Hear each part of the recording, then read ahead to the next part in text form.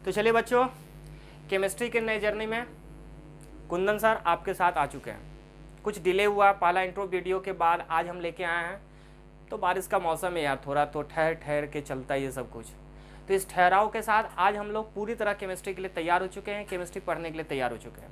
तो last day जब हम लोग बात किए थे तो केमिस्ट्री क्या है, कैसे है, कुछ एंशिएंट बातें किए, कुछ कहानी किए। आज हम लोग देखते हैं कि केमिस्ट्री का अगर बात करूँ तो आज पूरी तरह से हम सिलेबस पर उतरते हैं। और केमिस्ट्री के बारे में आपको पता है कि यहाँ पर हम 3 ही ब्रांच का बात करने वाले हैं, physical, organic and last one inorganic. इस तीनों का बात करने वाले हैं। अब ये तीनों का हम बात करें तो अगर बोला जाए तो हम चैप्टर वाइज सेलेक्ट करके अगर बोला जाए तो केमिस्ट्री में कुछ ऐसा चैप्टर है जिसको 3 में कहाँ रखो कुछ पता नहीं, क्योंकि वो सबके लिए जरूरी हो जाता है। जैसे आप एनसीईआरटी में जाओ क्लास 11 का तो पहला chapter some basic concept of chemistry, तो केमिस्ट्री का फाउंडेशन वहाँ से है, लेकिन जनरली अधिकांश जगह उसको इग्नोर कर दिया जाता है some basic concept of chemistry को, और एटॉमिक स्ट्रक्चर से बॉन्डिंग से स्टार्ट करते हैं। लेकिन आप बताओ कि अगर घर का फाउंडेशन कमजोर हो जाए तो बिल्डिंग नहीं बनने वाला है। तो यहाँ पर आप स्टार्ट करिएगा मेरे साथ some basic concept of chemistry. फिर थोड़ा पीछे चलते हैं।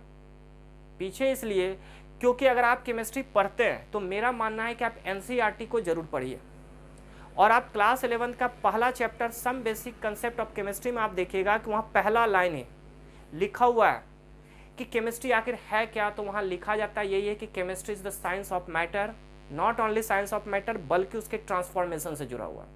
तो एलिमेंट, मॉलिक्यूल, कंपाउंड, एक कंपाउंड से दूसरा कंपाउंड बनना, यही केमिस्ट्री है। तो आज पढ़ाने से पहले एक टास्क मेरे तरफ से आप लीजिएगा कि आप एनसीईआरटी का पहला चैप्टर जरूर पढ़िएगा मेरे साथ। मज़ा आने वाला है, बहुत ही दमदार होने वाला है, क्योंकि इग्नोर करने में नहीं, उसमें देखिए क्या ज़बरदस्त लाइन लिखा हुआ है कि केमिस्ट्री का शुरुआत कैसे हुआ। पता है कि केमिस्ट्री इतना इंटरेस्टिंग कब बना, केमिस्ट्री के बारे में क्यों सोचा गया कि एक सब्जेक्ट है। तो बोला जाता है कि 2 रीज़न है जो कि केमिस्ट्री को एक सब्जेक्ट के रूप में आगे बढ़ाया, एडवांस किया, डेवलप किया। पहला था फिलोसोफर स्टोन। बता रहे हैं कि ये फिलोसोफर स्टोन आखिर क्या था, और दूसरा था एलेक्सिर ऑफ लाइफ। ये 2 टर्म ऐसा था जिसने केमिस्ट्री को एक साइंस बना दिया। अब ये फिलोसोफर स्टोन हर बच्चे नाम सुने होंगे, लेकिन कुछ और अर्थ में, जिसको हम लोग बोलते हैं पारस पत्थर। अगर आप नहीं सुने हैं तो बताया जा रहा है कि पारस पत्थर क्या था। तो जितना दुनिया का कल्चर था, जितने भी सोसाइटी थे, सब में एक सोच था कि एक ऐसा पत्थर होता है जो आप आयरन के साथ, कॉपर के साथ, किसी भी एलिमेंट में अगर आप उसको अटैच कर, उसके साथ आप अगर अट्रैक्ट करवा दो, उसके साथ आप जोड़ दो उसको, उसके साथ आप कांटेक्ट करवा दो, तो वो गोल्ड में कन्वर्ट हो जाएगा। मतलब धन की लालसा पहला था, और दूसरा था एलेक्सिर ऑफ लाइफ, यानी कि अमरत्व की सोच, अमर हो जाना। आपको पता है कि इंसान में हमेशा एक शौक होता है कि हम लंबा टाइम तक जिए। आप में भी होगा, मेरे में भी, और सब में होना चाहिए कि हम मरे ना। तो ये एलेक्सिर ऑफ लाइफ का ये अर्थ था अमृत हो जाना, अमर हो जाना है। इस दोनों के सोच ने केमिस्ट्री को एक सब्जेक्ट बना दिया। क्योंकि यहाँ अगर पारस पत्थर का हम बात कर रहे हैं, लोहा से सोना बनाने का बात कर रहे हैं, तो ये कम्बिनेशन का बात कर रहे हैं, ये केमिस्ट्री का बात कर रहे हैं। और दूसरा एलेक्सिर ऑफ लाइफ का बात कर रहे हैं कि कुछ ऐसा केमिकल बनाया जाए, उस केमिकल के आधार पर आप उसको अगर ग्रहण कर लो, आप अगर पी लो, तो आप अमर हो जाओगे। अमृत का शब्द आप सुने होंगे, समुद्र मंथन सुने होंगे, एकदम कंसेप्ट वहीं से आया है। आप इसके बारे में देखिएगा। यहाँ पर इस वीडियो में इस पर ज़्यादा चर्चा ना करें तो बेटर है, क्योंकि हम केमिस्ट्री का चर्चा करेंगे, लेकिन आप एनसीईआरटी में इस वाकया को पढ़िएगा, वहाँ पर काफ़ी अच्छे ढंग से समझाया गया है। तो अब हम चलते हैं वापस केमिस्ट्री पे, कि देखा गया कि केमिस्ट्री साइंस क्या है, तो साइंस ऑफ मैटर। आप इस चीज़ को बार बार याद रखो कि साइंस ऑफ मैटर है, पदार्थ का विज्ञान है। अब पदार्थ का विज्ञान है तो पदार्थ से बहुत कुछ बनेगा, कंपाउंड बनेगा, मिक्सचर बनेगा, जो भी बनना है हर चीज़ का चर्चा यहाँ पर होने वाला है। तो हम देखते हैं कि मैटर के बारे में आप सबको पता है कि मैटर होता क्या है। ये क्लास 4-5 के बच्चे को पता होगा कि मैटर क्या है। तो ऐसा केमिकल स्पीसीज या ऐसा स्पीसीज जो क्या करता है, तो स्पेस ऑक्युपाई करता है, चर्चा की जरूरत नहीं है। तो फिर हम देखें कि आपको पढ़ना यहाँ पर क्या है, तो स्टेट ऑफ मैटर। अब स्टेट ऑफ मैटर आपके एनसीईआरटी में एक अलग चैप्टर भी है, आपके 11th में एक चैप्टर भी है। आपको पता ही होगा कि स्टेट ऑफ मैटर में सॉलिड है, लिक्विड है, गैस है, प्लाज्मा एंड बोस-आइंस्टाइन कंडेंसेशन। ये 5 मैटर फेज ऑफ मैटर आप जानते हैं, स्टेट आप जानते हैं। इसके बारे में चर्चा हम बाद में करेंगे, जब हम चैप्टर लाएंगे तो उस पर पूरी तरह से डिटेल बात करेंगे। फिर देखा गया कि मैटर का टाइप्स कितना है, तो इस मैटर के टाइप्स में मेनली देखा गया एक उसका प्योर फॉर्म और दूसरा इम्प्योर फॉर्म।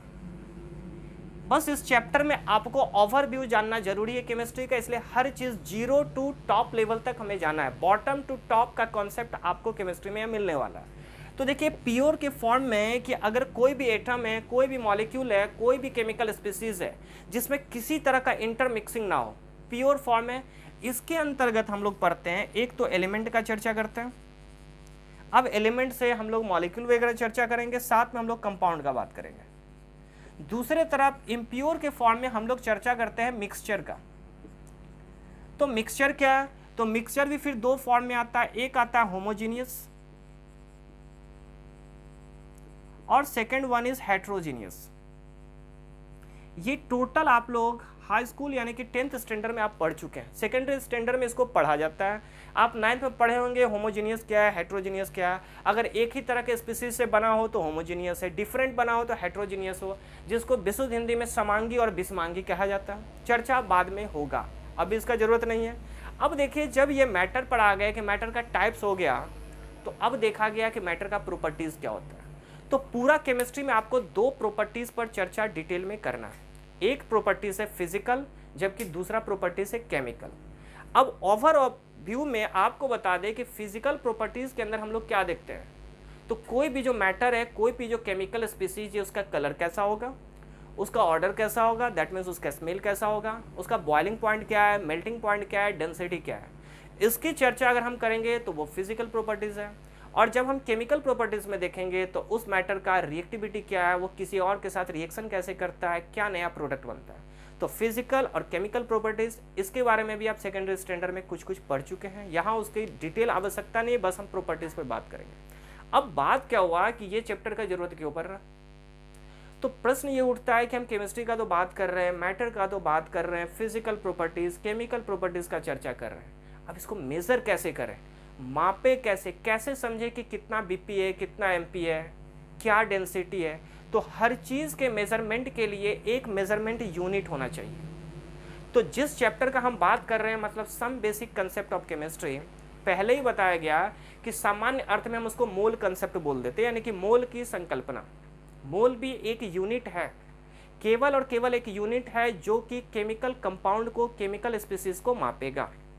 अब मोल तक पहुंचने से पहले हम एक छोटी सी यात्रा पर चलते हैं कि ये यूनिट कैसे आया, ये यूनिट का चर्चा हम कैसे करते हैं। तो देखा जाता है कि किसी भी प्रॉपर्टीज को, किसी भी स्पीसीज को मेजर करने के लिए डिफरेंट टाइप में, यानी कि एंशिएंट टाइम में अलग अलग सोसाइटी में अलग अलग यूनिट हुआ करता था। आप अभी भी अगर इंडिया में जाओ जगह जगह, तो आपको जब आप अनाज वगैरह का मापन देखिएगा तो कहीं पर मन का यूज़ किया जाता है, कहीं पर शेर का यूज़ किया जाता है। वो जानवर वाला शेर नहीं, वो शेर देखिएगा कि बहुत सारे जो पुराने लोग हैं ना, वो शेर का यूज़ करते हैं। इसके अलावा आप लोगों ने सुना होगा पौंड का, केजी का, डिफरेंट टाइप्स का यूनिट सुना होगा। लेकिन अब अलग अलग देश में अलग अलग यूनिट हुआ करता था। तो आप फिजिक्स में इसके बारे में पढ़ेंगे कि यूनिट्स एंड डायमेंशन में जब आपको अमित सर पढ़ाएंगे तो आप देखिएगा यूनिट्स एंड डायमेंशन चैप्टर में आप पूरी तरह से उस यूनिट का चर्चा करेंगे।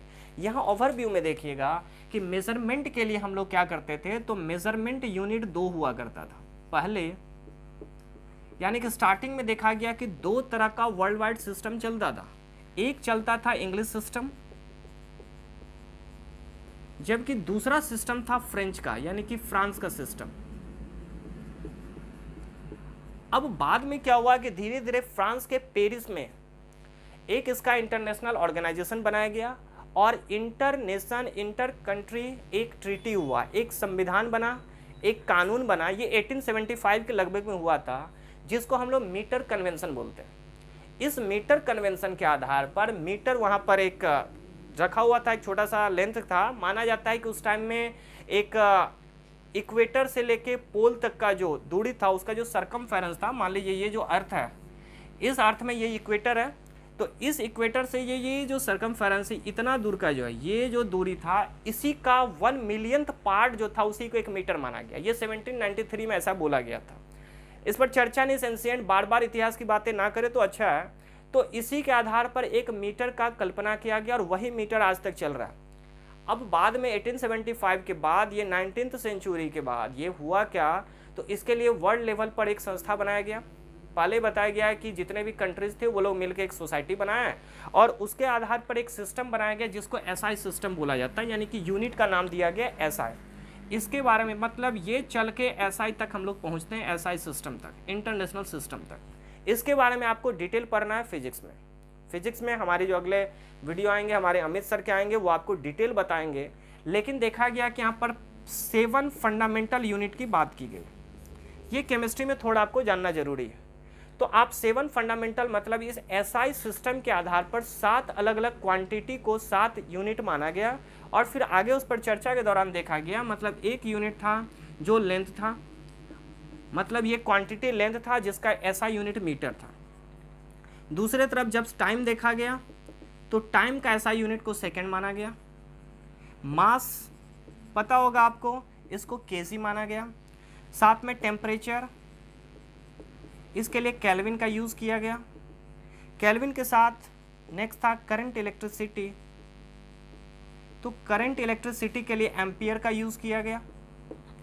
नेक्स्ट था amount of substance, amount of substance के लिए मोल का यूज किया गया।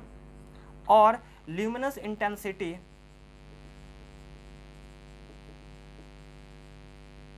इसके लिए कैंडेला का यूज किया गया। ये 7 फंडामेंटल यूनिट का किया गया, जिसके बारे में आप डिटेल में फिर से फिजिक्स में पढ़िएगा।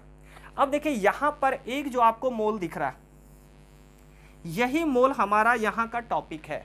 केमिस्ट्री में हम पूरा का पूरा फोकस हमारा मोल पर आएगा, मतलब बाकी सबके सब ये यूनिट थे, ये मेजरमेंट स्केल है। आपको बताया जा रहा है कि जब हम मैटर पढ़ रहे हैं, केमिस्ट्री में मैटर का बात कर रहे हैं, तो मैटर के टाइप्स पर आ रहे हैं, मैटर को हम मापने का कोशिश कर रहे हैं कि आखिर है क्या।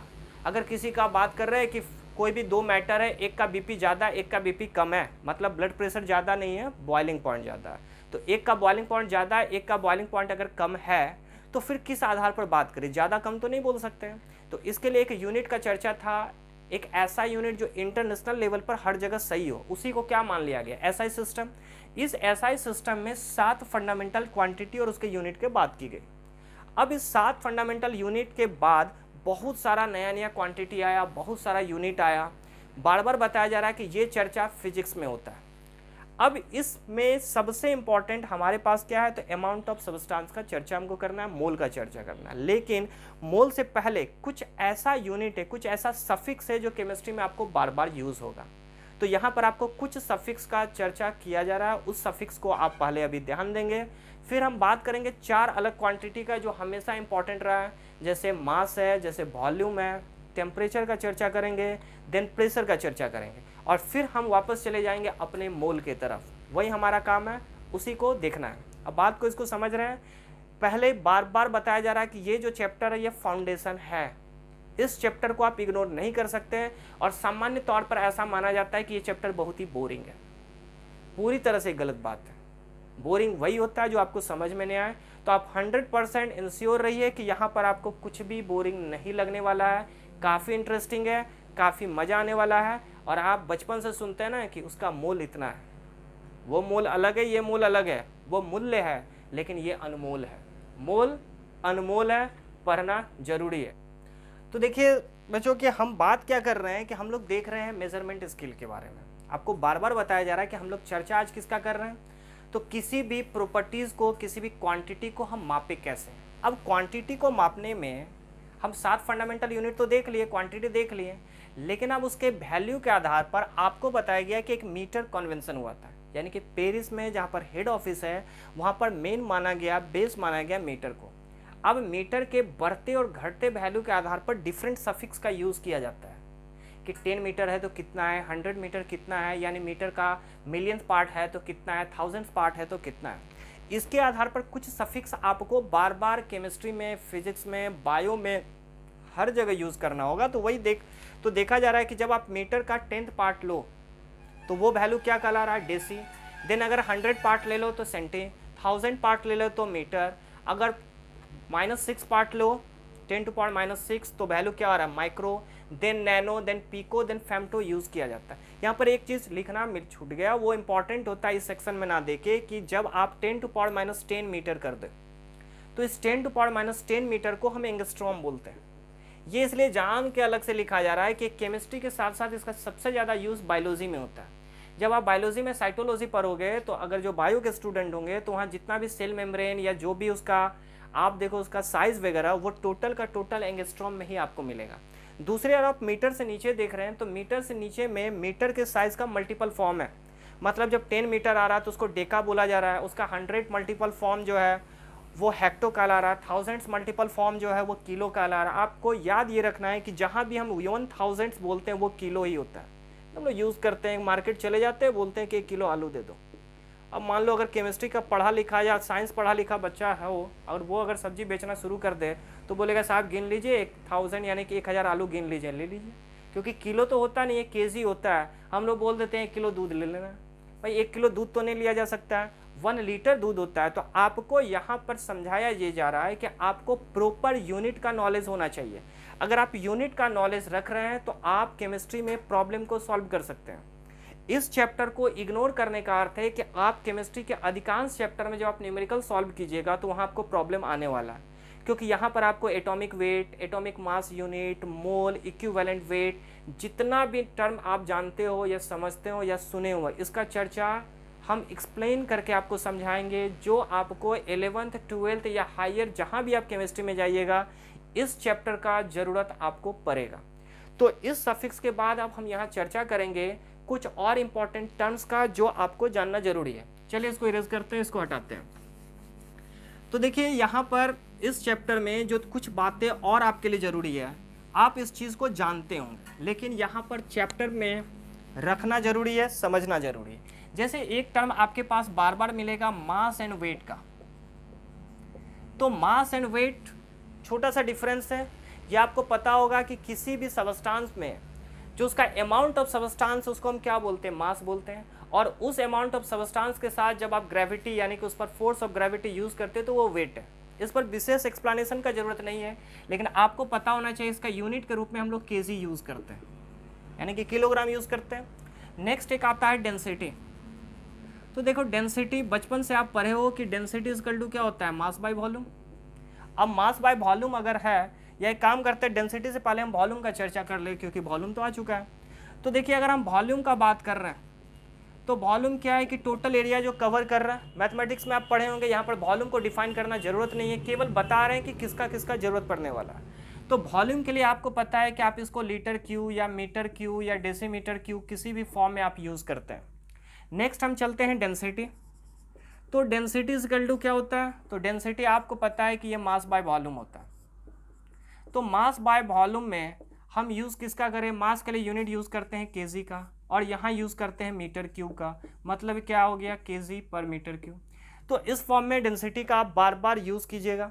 अब डेंसिटी के बाद दो और इम्पॉर्टेंट टर्म्स है जो आपको केमिस्ट्री में इंपॉर्टेंट है, ज़रूरत है, एक टेम्परेचर, दूसरा प्रेशर। तो हम चर्चा यहाँ पर टेम्परेचर और प्रेशर का जरूर करेंगे, जिससे ये 3 फैक्टर, ये 5 फंडामेंटल टर्म्स आपके लिए ज़रूरत होगा। एक मास या वेट, दूसरा वॉल्यूम, तीसरा डेंसिटी, फोर्थ आता है टेम्परेचर। टेम्परेचर के डिफरेंट यूनिट का भी हम चर्चा करेंगे, और देन बात करेंगे प्रेशर का। प्रेशर सबसे ज़्यादा यूनिट रखता है। आप प्रेशर में देखिएगा कभी बार का यूज़ होगा, कभी एटमॉस्फेयर का यूज़ होगा, कभी टोर का यूज़ होगा, तो कभी पास्कल का यूज़ होगा। ये डिफरेंट फॉर्म में एक दूसरे का रिलेशन आपके लिए बहुत इंपॉर्टेंट होता है, और बच्चे इसको छोड़ के जब आगे बढ़ते हैं तो स्टेट ऑफ मैटर चैप्टर में देखिएगा क्वेश्चन में कभी बार लिखा हो, कभी टोर लिखा हो, कभी एटमॉस्फेयर एटीएम लिखा हो, तो आप उसको अगर इंटर कन्वर्ट नहीं कर पाते हैं तो प्रॉब्लम सॉल्व नहीं होगा। आप सब कंसेप्ट लगाने के बावजूद आंसर आपका प्रॉपर नहीं आने वाला है। तो यहाँ यूनिट पर चर्चा करेंगे, फिजिक्स में भी आपको ये काम दे। तो चलिए यहाँ पर हम लोग सफिक्स के बारे में कुछ जाने, मास भी जान गए हैं, वॉल्यूम और डेंसिटी। अब एक टर्म जो बार बार आपके लाइफ में भी आएगा, पढ़ाई में भी आएगा, वो आता है टेम्परेचर। तो टेम्परेचर आखिर है क्या? तो सिंपल भाषा में बोला जाता है कि टेम्परेचर क्या है, तो degree of hotness and coldness, जो आपको ठंडक और गर्माहट का एहसास दे वही टेम्परेचर है। फिर इसको मापे कैसे? ये तो नहीं ना बोल सकते हैं कि ये गर्म है और ये ठंडा है। अब ठंडा है तो कितना ठंडा है, गर्म है तो कितना गर्म है। इसके लिए भी डिफरेंट यूनिट हम लोग यूज़ करते हैं। तो एक लाइन में अगर बोला जाए कि टेम्परेचर क्या है, तो ये होता है simple degree of hotness and coldness. अब इस degree of hotness and coldness को हम मेजर कैसे करें, तो इसके लिए डिफरेंट यूनिट है। एक यूनिट हम केल्विन का यूज करते हैं, यही इसका ऐसा यूनिट है। तो अधिकांश जगह हम केल्विन का ही यूज करेंगे, लेकिन क्वेश्चन में केवल केल्विन नहीं देता है, कभी फारेनहाइट देगा, कभी डिग्री सेल्सियस देगा। तो केल्विन के बारे में आपको पता है कि ये 273.15 केल्विन से 373 केल्विन का मामला है। अब ये मतलब यहाँ पर मेल्टिंग पॉइंट है, यहाँ पर बॉइलिंग पॉइंट है। इस जगह पर 273.15 केल्विन पर अगर वाटर का बात करें तो ये क्या करता है, तो मेल्ट करता है, और इस जगह पर भी ये क्या करेगा, बॉयल करेगा, वेपर फॉर्म में आएगा। एक और आता है फारेनहाइट। तो फारेनहाइट में अगर हम बात करें तो फारेनहाइट में इसमें देखा जाता है कि ये वैल्यू होता है 32 से, ये 32 से 212 फारेनहाइट तक चलता है। मामला ये होगा, इसका मिनिमम वैल्यू 32 होता है और मैक्सिमम जहाँ पर बॉयल करता है इसको हम 312 मानते हैं। जबकि एक डिग्री सेल्सियस का बात करें तो डिग्री सेल्सियस में 0 डिग्री सेल्सियस से 100 डिग्री सेल्सियस तक चलता है। अब 3 यूनिट यहाँ लिखा गया, 3 यूनिट आपको याद क्या रखना है, तो पहला केल्विन में आपको याद रखना है कि इसका मिनिमम वैल्यू, यानी कि जहाँ पर कोई भी चीज़ मेल्ट करे वो है वाटर के सेंस में, जहाँ इसको हम MP बोल रहे हैं मेल्टिंग पॉइंट, और ये हो रहा है BP, जिसको हम क्वथनांक और गलनांक के रूप में देखते हैं। अब इस तीनों का रिलेशन काफ़ी इंपॉर्टेंट होता है, बार बार क्वेश्चन बनाने में आपको यूज़ होगा कि कैसे कैसे यूज़ करें। तो देखा जाता है कि फारेनहाइट और केल्विन का पहले अगर आप रिलेशन पर बात करें तो फारेनहाइट और डिग्री सेल्सियस पर अगर देखिएगा तो फारेनहाइट इक्वल टू होता है 9.5 डिग्री सेल्सियस प्लस 32। मतलब इस फॉर्म में आप फारेनहाइट और डिग्री सेल्सियस को क्या कर सकते हैं, इंटर कन्वर्ट कर सकते हैं। ये आपके लिए बेहद इंपॉर्टेंट है। जबकि अगर हम केल्विन और डिग्री सेल्सियस में जानते हैं, आपको ये पता होगा केल्विन इक्वल टू कितना है, तो 273.15 प्लस डिग्री सेल्सियस। ये दो टर्म आप जरूर याद रखो, ये आपको काम देगा बाद में क्वेश्चन बनाने के लिए। बार बार बताया जा रहा है कि यहाँ पर जो भी वर्क किया जा रहा है वो आपके आगे के फाउंडेशन के लिए किया जा रहा है। तो हम केमिस्ट्री में कोई भी चीज़ को अगर मापन करें, अगर क्वेश्चन आपका केल्विन में दिया रहेगा तो भी आप डिग्री सेल्सियस में ला सकते हैं। अगर आप डिग्री सेल्सियस में ला सकते हैं, वहाँ से आप फारेनहाइट में ला सकते हैं। तो ये डिफरेंट यूनिट है, ये 3 यूनिट बार बार आपको क्वेश्चन में नजर आएगा। एक लास्ट वन हम चलते हैं प्रेशर की ओर कि प्रेशर क्या है और प्रेशर का कौन कौन सा यूनिट हम सबसे ज़्यादा यूज़ करते हैं। देखो नेक्स्ट वन एक इम्पॉर्टेंट है प्रेशर। तो देखिए प्रेशर के बारे में आपको पता होगा, सबके लाइफ में प्रेशर है, लेकिन ये अलग प्रेशर है। तो ये प्रेशर इक्वल टू क्या होता है, फोर्स बाय एरिया। आपको पता है, पढ़े होंगे फोर्स का यूनिट न्यूटन पर मीटर स्क्वायर, मतलब क्या है, न्यूटन पर मीटर स्क्वायर। इसी को हम सामान्य तौर पर पास्कल बोलते हैं, मतलब ऐसा यूनिट क्या है तो इसका पास्कल है। लेकिन क्वेश्चन के दौरान पास्कल से कम टर्म यूज़ किया, मतलब पास्कल कम यूज़ किया जाएगा। इसके अलावा डिफरेंट यूनिट का यूज़ किया जाता है जिसका रिलेशन आपके लिए इंपॉर्टेंट है। जैसे आप देखिएगा एक बार का यूज़ बार बार होता है। ये बार इक्वल टू होता है 10⁵ पास्कल। बहुत ही इंपॉर्टेंट है, आप लगातार यूज़ कीजिएगा, इसलिए इसको याद जरूर रखिए। एक आता है ATM। ये ATM है 105,321 शायद, देख लीजिएगा, इसका मतलब 101 और सही है कि 325 पास्कल होता है, ठीक है। नेक्स्ट एक होता है 1 टोर। ये 133.322 पास्कल होता है। इतना वैल्यू आपको याद रखना जरूरी है। मतलब ये 4 यूनिट आपको प्रेशर के दौरान बार बार आपको मिलने वाला है। तो आप अभी जो 5 अलग अलग टर्म्स पढ़े हैं, एक आपने मास पढ़ा, मास और वेट, दूसरा आपने वॉल्यूम, देन डेंसिटी, देन उसके बाद आपको टेम्परेचर, और ये लास्ट वन प्रेशर। ये 5 क्वेश्चन बनाने के दौरान आपको हर जगह कहीं ना कहीं डिफरेंट फॉर्म में यूज़ होगा। तो आज के इस वीडियो में आपको केवल केमिस्ट्री के शुरुआत के साथ हम कैसे केमिस्ट्री के कंपाउंड को, केमिकल स्पीसीज को मापेंगे और उस दौरान क्या क्या यूनिट यूज करेंगे वही बताया गया। आपको इस सेक्शन को बार बार इसलिए रिपीट करने के लिए बोला जा रहा है क्योंकि किसी भी सेक्शन में जब आप केमिस्ट्री पढ़िएगा तो आपको अमाउंट लेना ही पड़ेगा, आपको मास लेना ही पड़ेगा और उसमें आपको इतना यूनिट का यूज़ करना ही करना पड़ेगा। तो अगले वीडियो में हम चर्चा करेंगे, वास्तव में चलेंगे केमिस्ट्री के उस सेक्शन की तरफ जहां पर आप मोल का यूज़ कीजिएगा, यानी कि मोल कंसेप्ट में। उससे पहले हम लोग law of conservation of mass के साथ ही चलेंगे केमिस्ट्री के उस टर्म की ओर, यानी कि केमिकल रिएक्शन को कैसे कैसे बैलेंस करते हैं, मोल का क्या यूज़ करते हैं। तो मोल के लिए अगले वीडियो में आप वेट कीजिएगा, अगले वीडियो का इंतजार कीजिए, जल्दी आने वाला है, नेक्स्ट डे आने वाला है। लेकिन वीडियो आपको मिले कैसे, इसके लिए तो आपको प्रयास करना होगा। तो अगर जो देख रहे हैं, जो सब्सक्राइब कर लिए हैं, उनको तो बोलना है कि बार बार देखा कीजिए, लाइक कीजिए, कमेंट कीजिए, शेयर कीजिए। और जो नहीं सब्सक्राइब किए जल्दी से सब्सक्राइब कीजिए, मतलब टेक्स्ट के रूप में वही होता है, और करके हमारे वीडियो को आगे बढ़ाइए। आपको केमिस्ट्री में बड़ा इंटरेस्टिंग फॉर्म में, अलग अलग नए नए रूप में, नए अंदाज में केमिस्ट्री मिलने वाला है। और इस पढ़ाई के दौरान ही आप आराम से JEE mains, advance, NEET, AIIMS, जो भी एग्ज़ाम है उसके क्वेश्चन को आप आराम से बनाइएगा ड्यूरिंग क्लास, यानी कि इस वीडियो में जितना भी प्रीवियस ईयर का क्वेश्चन आया हुआ है उसको सॉल्व किया जाएगा। और इम्पॉर्टेंट बात ये, विदाउट ट्रिक, क्योंकि साइंस कॉन्सेप्ट मांगता है।